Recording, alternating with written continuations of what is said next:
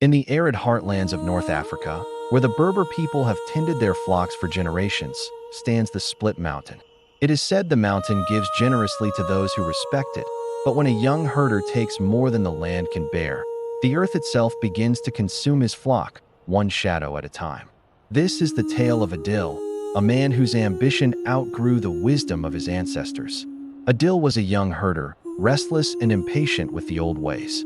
He saw the slow, careful traditions of his father not as wisdom, but as a chain holding him back from true prosperity.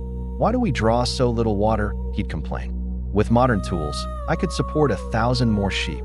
And so, he brought a solar pump to the ancestral well, its hum a dissonant note in the ancient silence of the landscape. He drew water relentlessly, turning the sparse green into a lush, temporary paradise. His flock swelled, and his pride grew with it. He boasted in the village, blind to the elders' worried glances. The first sign of trouble came not with a storm, but with a strange stillness. As dusk fell, a thick, cool shadow seemed to peel away from the Split Mountain. It didn't move like a normal shadow, tethered to the setting sun.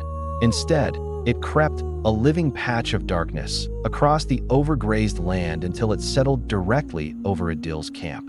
The air grew cold, and an unnatural quiet fell, silencing the crickets and the bleating of his prized goats. Adil woke the next morning to a chilling discovery. One of his best goats was gone. There was no trace of a struggle, no tracks of a predator. All that remained where the animal had slept was a small, perfectly round patch of earth, dry and cracked as if it had been baked under a merciless sun for 100 years. Panic began to prick at the edges of his confidence. He dismissed it as a strange fluke, a theft in the night. But the next evening, the shadow returned, larger and darker than before.